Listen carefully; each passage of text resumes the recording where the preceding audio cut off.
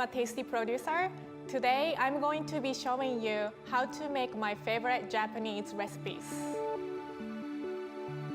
Omurice is one of my favorite food growing up. You might remember this from Eating a Feed episode where Andrew tried to make Chef Motokichi's recipe for omurice. This is a slightly different version of the recipe I modified to be easier and fun to make at home.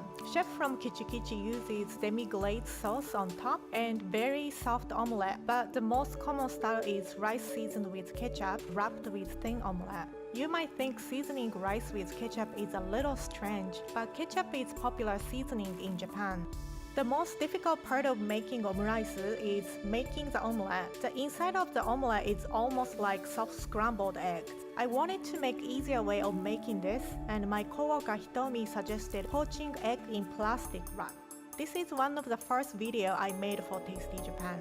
I like making it this way because it's a little easier and lighter than making a larger complicated one like Chef Motokichi. I make omurice whenever I don't feel like making dinner or I cannot find anything in my refrigerator.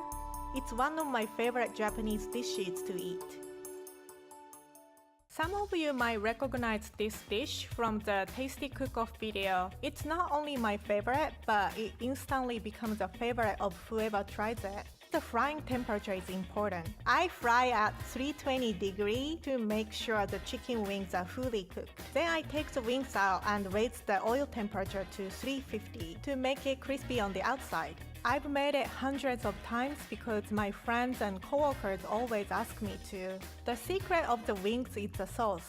The easy way to remember is the ratio: 2 parts soy sauce, 1 part sugar, sake, and mirin. It's easy to adjust the amount whether you have to make a smaller or bigger batch. A big difference from American fried chicken is I coat them with potato starch instead of flour. It gives more crispiness to the wings. It was my first competition and I won. But some people said I made wings instead of fried chicken, so it doesn't count. But wings are also chicken, so technically it's a fried chicken. I still won. There is a donut chain store called Mr. Donut in Japan. One of their signature donuts is their ponderingu. It's chewier than regular donuts. I wanted to recreate their donuts, so I made this video. You might be surprised because I used tofu as one of my main ingredients. But don't worry, it doesn't taste like tofu at all. I added tofu to give more moisture and body to the donuts. Ponderingu has this cute ring shape, so I shaped the dough into a small ball shape and stuck them together on top of the parchment paper. When you fry it, you can drop them into oil with the parchment paper. Parchment paper will separate naturally in the oil. Once it comes off, take it out from the oil. The technique helps the donut hold the ring shape. If you like mochi, you will definitely like these donuts. They are quite different than American donuts, but I like them because they are not too sweet. But I'd love to hear what you think. If you make them, tag me on the Instagram. I love seeing when the tasty audience makes our recipes, and these are really worth the time. I think a lot of people know ramen by now, but we also have another awesome noodle dish called udon. Udon is made with flour, water, and salt. It's thicker and more tender. It's usually served with warm soup or cold soy sauce-based dipping sauce. Since it's only made with such a simple ingredients, I remember we made udon from scratch at the summer camp. We put flour, water, and salt in a plastic bag and kneaded the dough by stepping on it.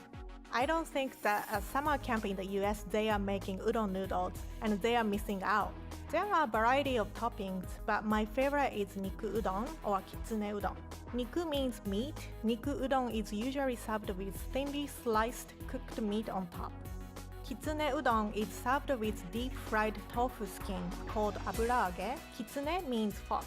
Because the guardian foxes of Shinto shrines are frequently brought offerings of fried tofu, it's thought that foxes enjoy fried tofu, which is where kitsune udon got its name from. In a video, we made a curry flavor version, which gives a nice spicy kick to it. Udon soup is different in the west and east side of Japan for a lot of reasons. Some say it's because the mineral content of the water, and people in Tokyo like a little stronger flavor. So if you buy instant udon noodle, they make different versions in the east and the west. It's a comfort food for me. I always crave it when the weather is colder or when I feel under the weather. I made this video for April Fools. Basically, you make small cream puffs and stuff a couple of them with wasabi. Cream puffs are not a Japanese dessert, but I see them everywhere in Japan, and they are one of my favorite desserts to eat and make. In Japanese, we call them shukrimu. The tip is when you heat up the flour and water mixture, you should mix them very well until it's shaped like a ball. My trick to adjusting the amount of eggs is when the dough falls in a triangle shape. It's good to go. The dough is called patashu, and if you fry them, you can make churros. I recently taught Ryan and Shane from Unsolved how to make patashu. Once you pipe the dough, don't forget to brush some water on the surface. Moisture helps choux pastry puff up in the oven. Whenever I make cream puffs, I wait in front of the oven and watch the pastries puff up, because I love watching the transformation in the oven. The second tip is when you are adding eggs, make sure to wait until the dough is cold enough to touch so the egg won't curdle or scramble when you are mixing them with the dough. Cream puff is my favorite dessert that my mom makes. Also, it's one of the first desserts I learned to bake. Cream puff in Japan is usually stuffed with custard cream, and it's so delicious. So when I made these, one of my unlucky coworkers ate the one with wasabi, which is a very spicy paste and not very good dessert. She didn't like it, but that's why I call them Russian roulette cream puffs.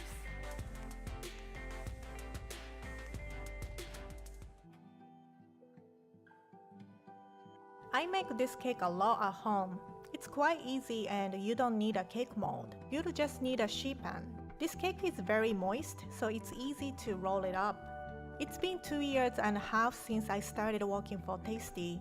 I was hired as a recipe developer to launch Tasty Japan, but also learned how to produce videos along the way.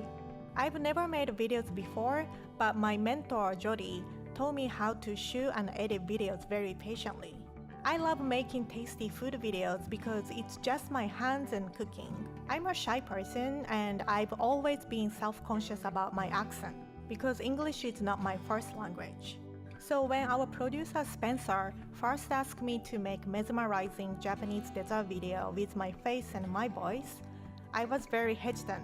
However, after we published the video, I was encouraged by so many positive comments. And it made me realize that your weaknesses can be your strengths because it makes you different from the others.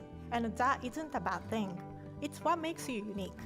And that's what I've learned since coming to Tasty and sharing about my life and what I love with all of you. If you have passion to share what you love, there will always be audience for it. I'm really grateful for all of your support and kind words. Thank you so much for watching. Oh, yes!